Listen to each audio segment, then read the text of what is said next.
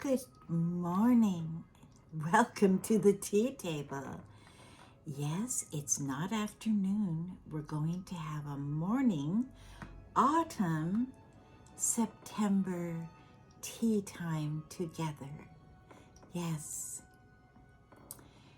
Well, I've been on a big road trip and just got back a few days ago. And of course, I felt a little of that jet lag feeling, even though we drove. We drove 2,000 miles to go see our beautiful little grandchildren in Wisconsin. And it was worth every mile. And we drove through America, the real heartland, from Washington through Idaho, Montana, oh my goodness, South Dakota, so beautiful, on to Wyoming. I learned so much on this trip. Now, we have done this trip in the past, but you learn something every time. And I learned that the Tetons are in Wyoming. For some reason, I thought they were in Montana. And I discovered that the majority of Yellowstone National Park, even though you can enter in Montana, the majority of the park is in Wyoming. Wyoming is a forgotten state, I think. It's such an important, beautiful state. The roads were so good in Wyoming. And then we went on to Minnesota. And the homes in the Midwest are kept like perfection. Old, beautiful homes that they don't tear down there. They keep them, they restore them, they maintain them. Beautiful grass, beautiful flowers, Midwest farms, miles of cornfields. Yes. Now, some of this I might be repeating. I'm sorry if I am, but it was something both directions. God was so good to us. We had such a good journey. And safe all the way, no tickets. Whoa, you go from 80 miles an hour in Montana, and then you go into a town, you got to go down to 45. And we saw people being pulled over. And I said, oh, God, I don't want a ticket. Well, if you haven't gotten your tea yet, please pause and get your tea. And I'll be waiting for you. Well, look what I have on the tea table. You can't see, but I've got a sunflower. I have autumn leaves. And I even have a pumpkin with a little light. It's already getting into be mid-September, and I chose something really special for you today by way of tea set. And I'll tell you what it is, because we're going to talk about this gentleman. This is a beautiful English teapot that was made for Shakespeare. And there's Romeo and Juliet. And part of the speech is all written around the bottom of the pot. And I remember these pots when we used to go to Victoria, BC. We would walk through the Empress, and the old Empress, before it was remodeled, back in the 90s, and even before, in the basement, they had a gift shop. And I remember seeing these darling sets. They're done by an English company, and I'm going to give you the correct name because you might want to look them up. And what it is Sadler. And this is their Romeo and Juliet. And it came with just one mug. And on the bottom, it just says Romeo and Juliet, the romantic story of the ages, from William Shakespeare. And on the front here, it says Romeo and Juliet, William Shakespeare, 1564 to 1616. My goodness, it's not very long life. Look what he accomplished. Oh my goodness, he's the father of English literature. Well, it's a unique little set. And I remember we had all our children, we were on vacation, and maybe we got a little souvenir. But these were extremely expensive because they were so, they had one for Windsor Castle. They have one for Buckingham Palace. And then Henry VIII. Well, do you know, I found this at my darling little hospital thrift here in Olympia just a few years ago, basically for pennies.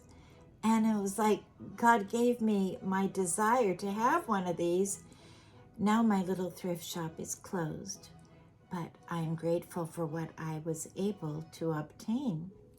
Well, let's pour out. And interestingly enough, they didn't make a teacup, they made a tea mug, but it's very nice.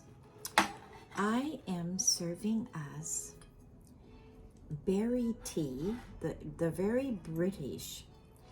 It's not blackberry, it's black currant tea. And we're kind of having a berry theme here today.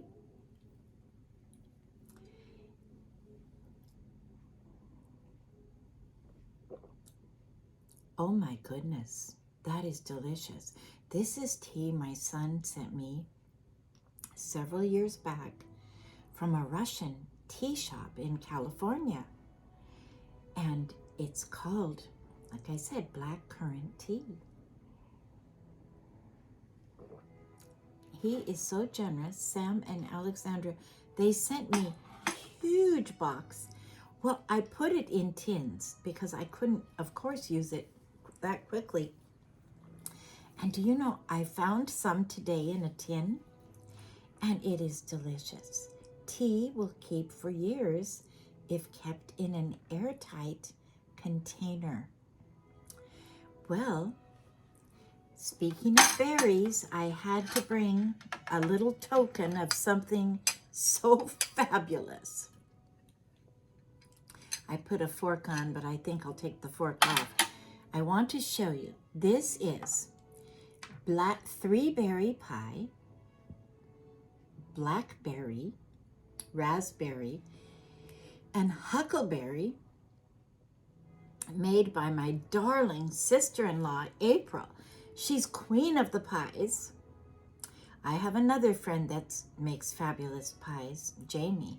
It's a gift. To make a good pie is a gift. And they live in Eastern Washington. We stopped by to see them, my brother David and April, on our way home. And we only had an hour and a half with them. And she made this pie for us. And then she sent some of it home, like a goodly portion. Well, the next day I looked in the box and this was all that was left of the goodly portion. I asked my husband, did someone get in the pie box? Oh, innocence. But yes, he enjoyed it. So I said, I have to have a little piece for the tea table. The flavor in this pie, I have always loved, like loganberry pies, marionberry pies. This flavor exceeds that, and I believe it is because of the huckleberry. Oh, I hear the bird. It's very early this morning. I have never missed a week in all these years of doing the tea table, and I got up very early. I thought I must post this today, soon. So that's why I'm up so early. And I hear the first bird. I don't know, maybe you hear it too. But, so basically, this pie, the flavor is the huckleberry combined with the raspberry and the blackberry. the huckleberry gives it a little bit of a sour, just a sour touch. It's a sweet and sour touch. She made this pie so her crusts are perfect. It is a gift.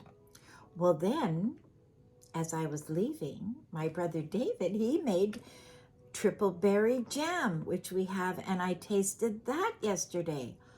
And I make jam. I've made wonderful jam this summer. This flavor, however, on the 3-berry, huckleberry, raspberry, blackberry. So when you are making your jam or pies, if you have a chance to get huckleberries, grab them and freeze them and mix them with your other berries.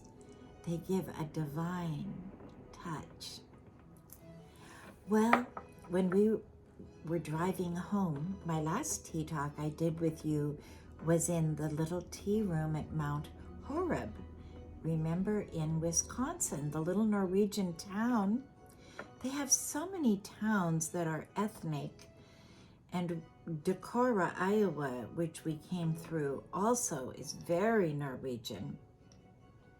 And I posted, for you who are subscribed to my channel, I posted 2 road trip short videos of just pictures of where we traveled. So please subscribe, and then you can, or just go to my channel. And if you don't want to subscribe, you don't have to, but they're on there as road trips too, and you can see the pictures of what I want to talk about today. The Vesterheim Museum was so incredible. And I think I mentioned it last time, but the celebration this year is 200th anniversary of the Norwegian immigrants coming to America. And a big ship is coming into the New York harbor from Norway. And the lady at the little museum told me she and another lady and many people are going to meet the ship. And there's celebrations all over America. Well, when I came home, I have a whole collection of Swedish friends in the Seattle area. And we go to the Lucia Bride every year together. We meet there for years. Well, guess what?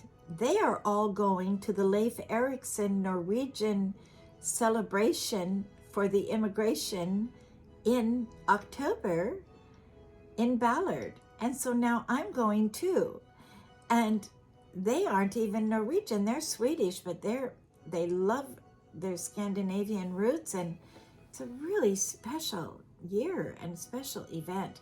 So you may be able to find one near you if you know of any Norwegian organizations in your area. Well, what I want to show you is, this is a beautiful Bible, and I may have shown this before. It's a reproduction Bible, Barnes & Nobles did, and it has the artwork of Doré, and it is all beautifully done. It's the King James Bible, and you can get this at Barnes & Nobles. I can't open it, it's so big. Well, maybe I can to show you one of the famous pieces of art. The art is like this.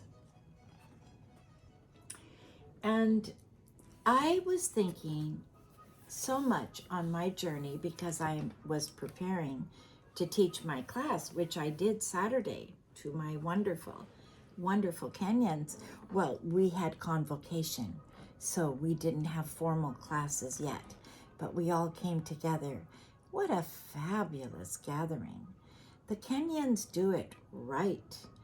They opened with the national anthem of Kenya, the national anthem of America. They said the Pledge of Allegiance to the American flag, and the pledge, which is a prayer, the Kenyans have. They're so Christian in their roots, and they love the Bible. And they were all raised in British schools where they had the Bible. They still had the Bible in their schools. They are so knowledgeable. Most of them know 4 languages. They know, of course, English, Swahili, which those 2 are considered the national languages of Kenya. Then most of them know French, and most of them know a tribal or 2 tribals. And then they may know other languages. Very special people. Well, we had such a wonderful time on Saturday, and they had me introduce my class. And my class has to do with this Bible and William Shakespeare and all of the influence of the Bible, because my class is called The Theology of the Old Testament, Poetry and Literature. And so we're going to study the roots of the beauty of words. And if you analyze it, God created the world with words. He spoke, and the earth was formed. Then he told everyone to write down these words, remember? Write it down in a book. And he told Moses to write it down. He always is saying through the Bible, write it down. And that's where we have, of course, the first 5 books are the Torah, written by Moses. And then the 10 Commandments were given.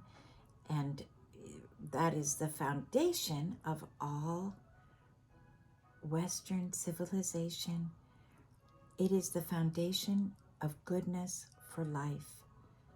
The great 10 Commandments. Well, William Shakespeare, the reason I wanted to talk about him briefly, the Bible had just been published. You notice he's born in the middle of the 1500s.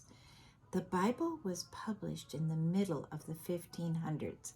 Henry VIII finally published the Great Bible, which then fast forward in about 50 years, a king named James came on the throne, wanted his name, basically took the same Bible and put his name on it. That's the King James 16.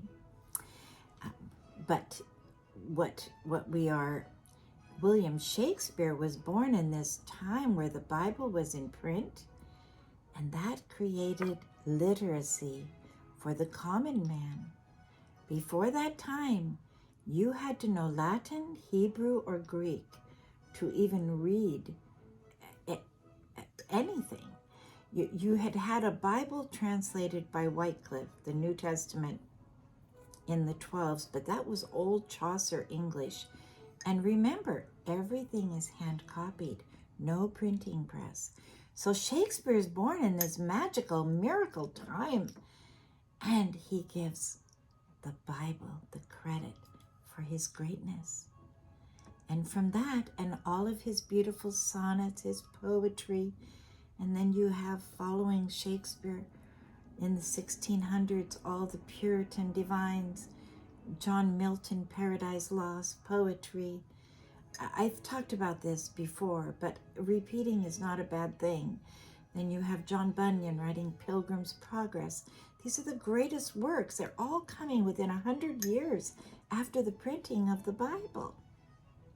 The Bible changed the world. It lifted up the poor. It gave them hope. It literally created the middle class, because once people could read and write, they forsook their superstitions, and they weren't held under this control of a tyranny of religion that was telling them they didn't have a Bible. And if they'd had one, they couldn't read it anyway. The Bible was literally chained to the pulpit, and most churches didn't have, before this Bible was published, most churches didn't even have a whole Bible. They might have a book of Matthew or the Gospels or part of the New Testament. So Shakespeare is really special, and with back to school and fall, I think it's so important. I'm so excited about my class. It's a doctoral class, and I taught my students. I saw them, and they're so excited, and we're going to learn together. I have such wonderful students at this seminary. I find myself taking notes on a lot of their comments. They make profound observations and comments. And I think we learn together. We're always going to be learning, yes. Well, as I put on my autumn attire today, I was putting away my summer jewelry, my summer scarves. Always a little sad because it's fun to wear those bright, bright colors. But as nature changes, and now we have, these are silk pumpkin flowers. Aren't they fun? And so as nature changes, we change, and then we want to, I think what we're doing is we're matching nature, aren't we? Yes. So we're coming into this kind of a yellowy pumpkin color, and these are tortoise shell and cream, and I just love to be a part of the season. And I think it's so important. And I remember when I was young, back to school was such a big deal. It still is. But we would all get new clothes. And that was kind of the most important time. It was school clothes. When I grew up, we had school clothes for during the week. Saturday clothes were play clothes. And then Sunday was our best. And it gave contrast. It gave meaning. And our school clothes were, I remember saddle Oxfords, penny loafers, and plaid skirts. I didn't go to a uniform school, but I love uniforms. My children went to uniform school, and it makes everything so easy. I remember the navy blue wool sweater, the navy skirts, the plaid skirts, the white shirts for the boys, the red ties, and such a wonderful. So when you attire yourself in clothing that goes with what you are doing, it helps you do a better job. I believe this is why when you see workmen on the road, they wear workmen clothing, and they wear the bright orange or green to let people know they're there, so they're safe, right? You have a doctor. You wouldn't want him in anything but his doctor outfit to come and help you. Then you have the nurse.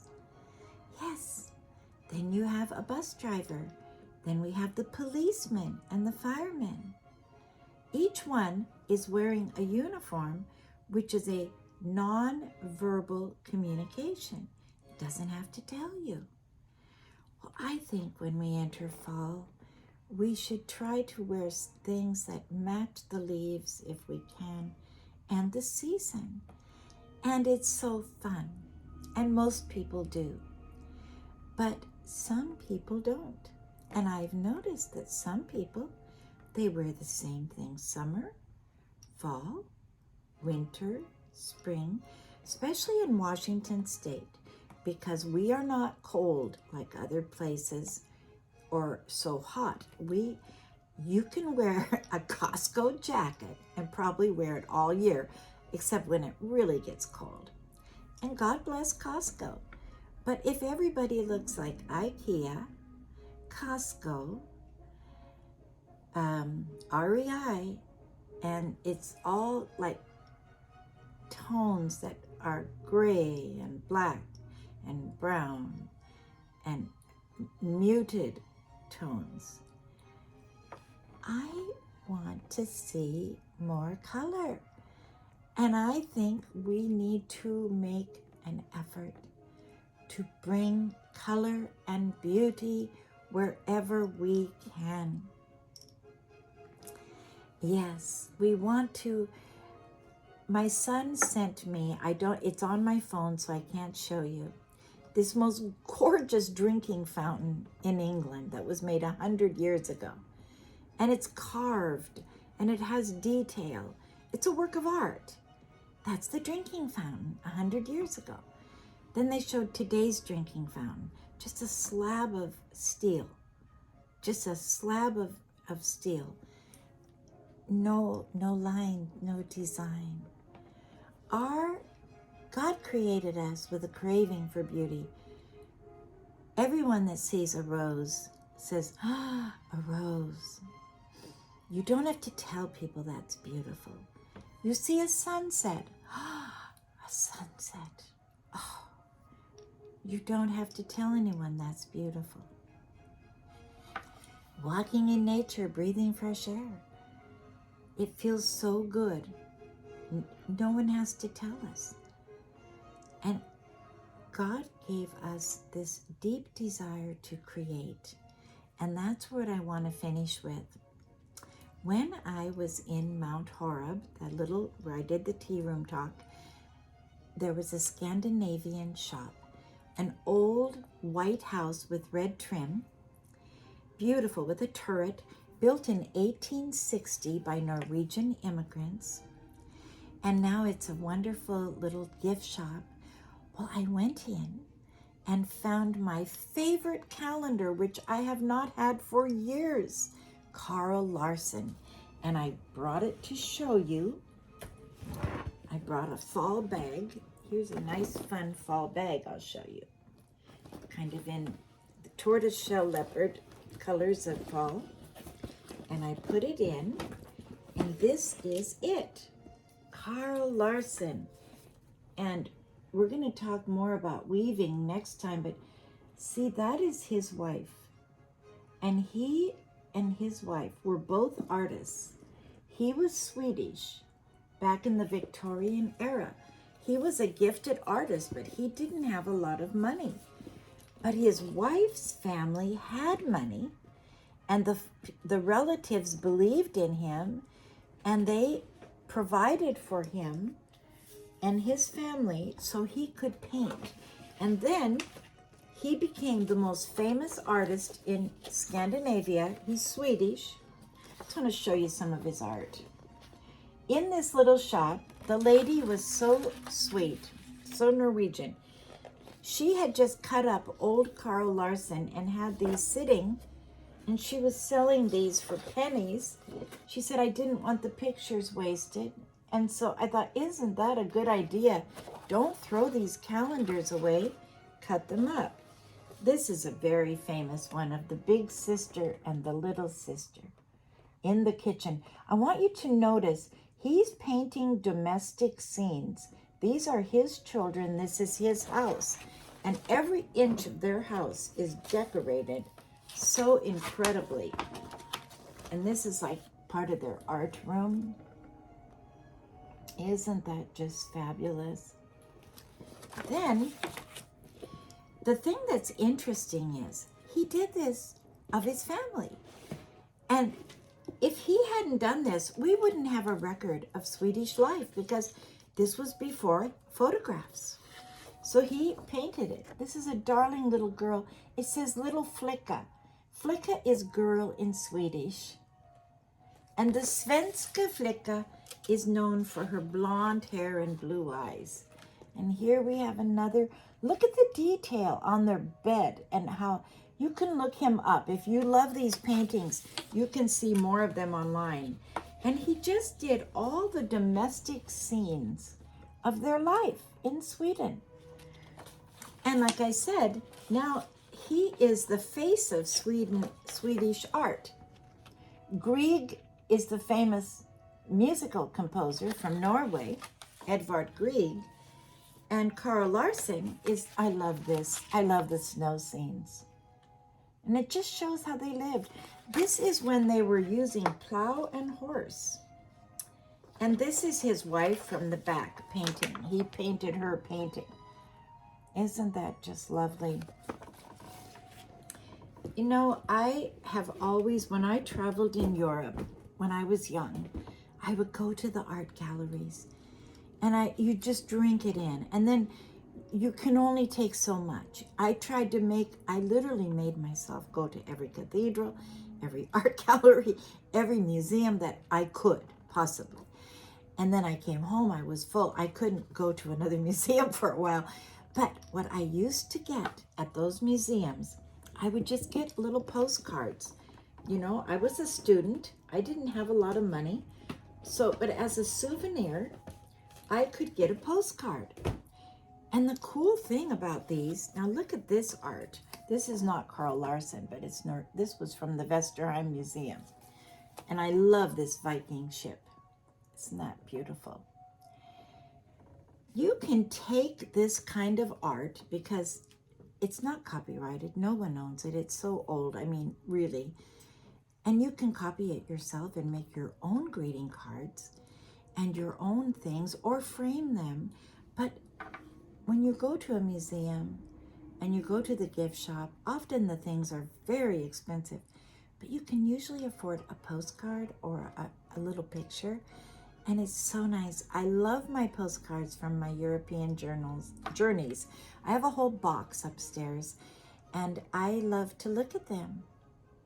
And I have one from the Rijksmuseum in Amsterdam that I just treasure. I was so young when I was there, but I looked.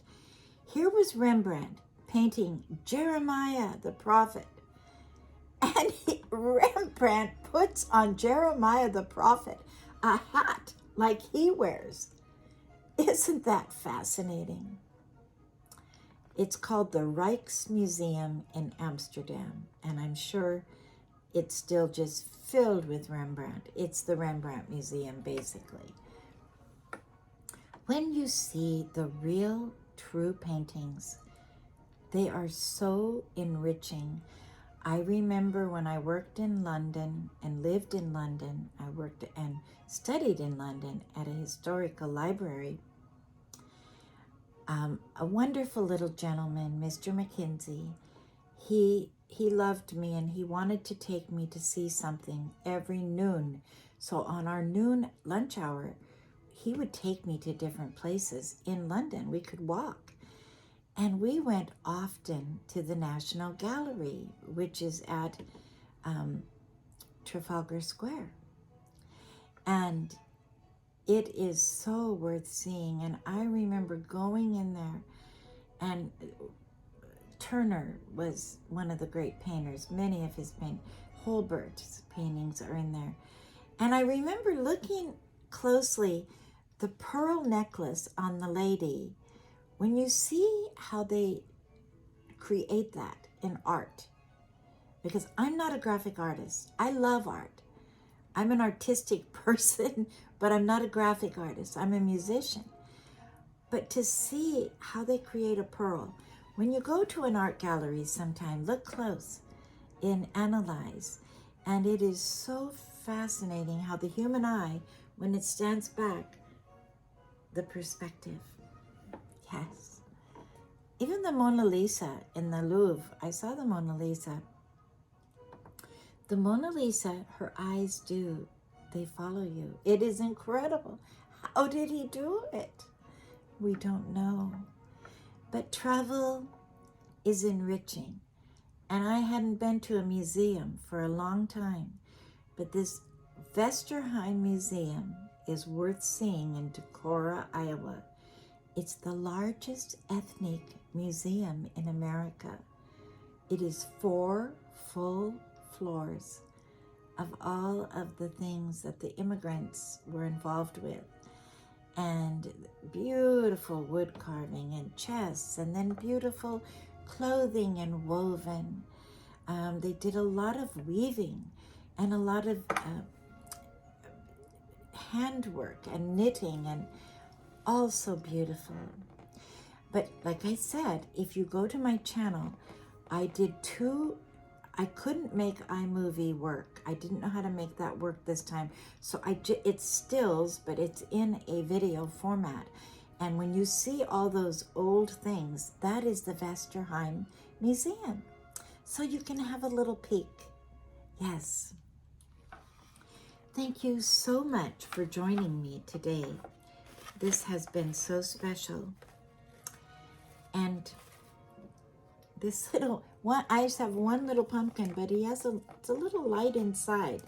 Isn't that nice? You can actually turn it on and turn it off. And so instead of having a candle, which can be kind of dangerous, I opted for that. I will still have a candle once in a while, but it's hard to remember. And then I have my little leaves. And I think actually the leaves, these little leaves, they're little faux leaves, of course. But I'm going to show you what you can do on your tea tray. Because they're faux, and you know, I love real leaves, but the problem is they crumble. Now let's just see how this looks. See, just put the leaves right on with the tea. And it just really gives an autumn feeling. I know that Leavenworth is a fun place to go in the autumn, and they have the Autumn Leaf Festival there. And it is so, they decorate it in a way that is so inspiring. And that's kind of what gave me this idea. There, I put it down a little bit. To have just a sunflower and Shakespeare and books, ideas, love. And I do want to close with a real honor. It's been a hard week for everyone in America. 9/11, remembering that is always so sad. And I don't think it gets less sad. I think it gets harder every year. You see how it affected so many people. Didn't have a father, didn't have a mother. You know, it's not an easy world, but God is there to help. But I want to honor and remember Charlie Kirk, such a beautiful person. And he was trying to restore beauty. That's what he was doing. He wanted to restore beauty and goodness to the universities, to restore biblical values, the Bible, the Ten Commandments.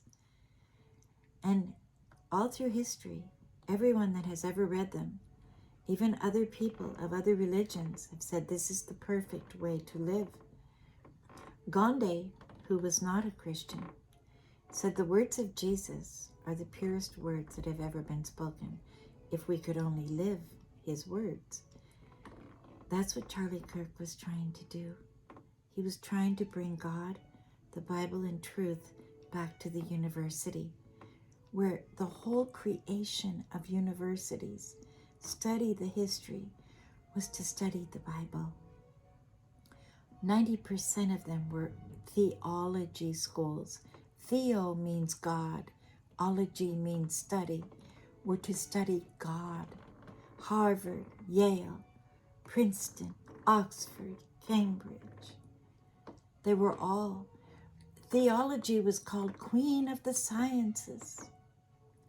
There were really three basic divisions of study.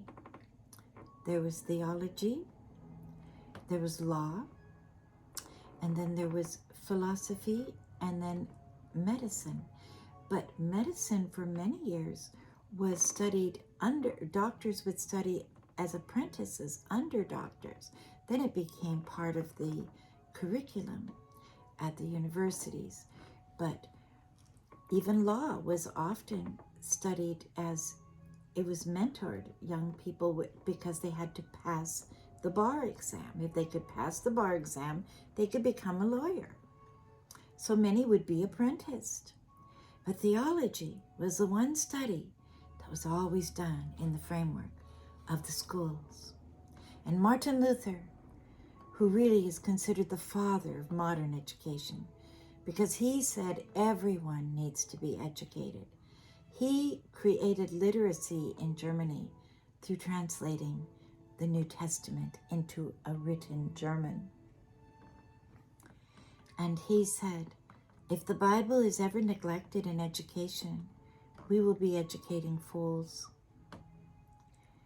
Yes. Thomas Jefferson, who some people believe is a deist, I believe he's a Christian. He loved God. I've studied his writings. And when he established the University of Virginia, he said the Bible must be center and foremost. When the libraries were built, the Susello Library, the University of Washington, one of the most gorgeous buildings in the lower 48, it's like a cathedral. Mr. Susello himself, who was the president of the college, said, if young people study in this library for 4 years, in this place of beauty, and they will have Christian character and intelligence to lead the world. That's the president of the University of Washington 100 years ago, when the Susello Library was completed. Charlie Kirk was only trying to restore back what we had lost. And we can study it all. When the Bible is the center of a culture, we don't even have crime. My grandmother, who grew up in northern Norway in the late 1800s, early 19, she got married in 1910 and she was 20. She told me when she came, she said, we didn't have policemen. We had the minister. If anything really bad happened, he had to solve the problems. But she said we didn't have it. We had the Bible. We were taught the Bible from the home, from the school, in the church. And it created a culture of order and beauty. They were able to self-govern. Isn't that beautiful? May we take that. It's autumn. And take time every day to read a little bit of the Bible. You will become rich in your soul, intelligent in your mind, and peaceful in your spirit. Thank you so much for joining me. I hope you enjoyed this, and I will look forward. Please subscribe to my channel too, and check out those last 2 road trip videos. You can see a glimpse of the heartland of our beautiful country, America. And if you liked, please like and please share my video with others, because I do this to bring God's love to this world and to encourage people to look up, that there is hope, because God is in control. Thank you so much.